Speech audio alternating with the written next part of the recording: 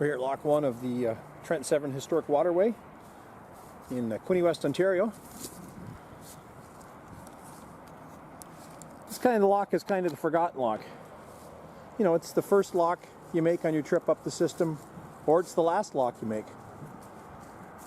Going northbound, you've stocked up, you've got all the provisions you need. There's really no need to stop. It's going to be early in the morning. You're not going to be spending the day here.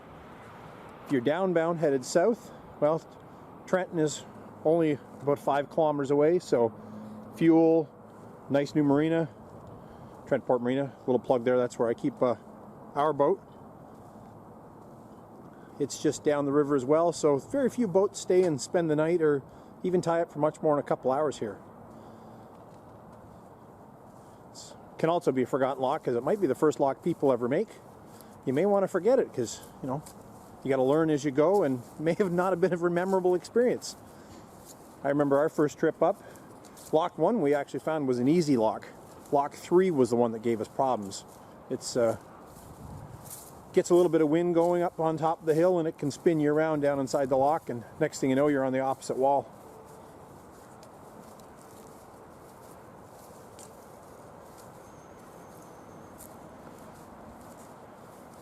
Unlike some of the other locks we'll see on our little winter tour up the Trent Severn, the Lock 1, it's still full of water.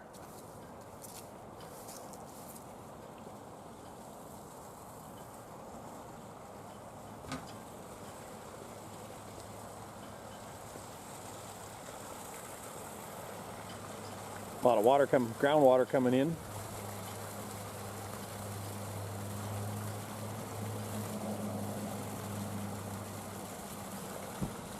A lot of debris laying at the bottom of the lower lock gates.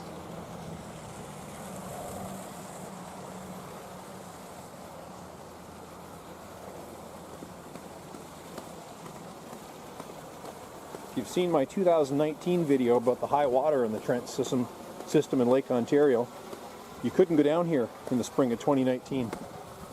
This was completely underwater, which is amazing to think about when you realize that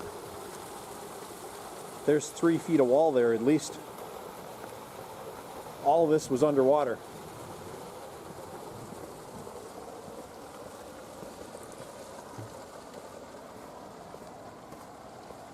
One of the more interesting things with Lock 1 as well is the main CN rail bridge runs right over top of the entrance channel of the lock.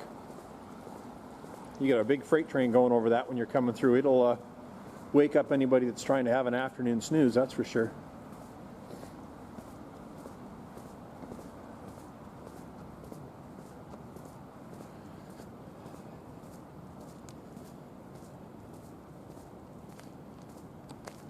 That's our tour here at Lock 1. We'll take a drive up the road. Maybe we can get into Lock 2. They've got one of the lock gates off up there right now, working on it. I've seen that from the road. Only problem, Lock 2 has got a real long entrance road, and normally the gates are closed and locked. So if the gates are closed, we'll skip it and go on up to Lock 3.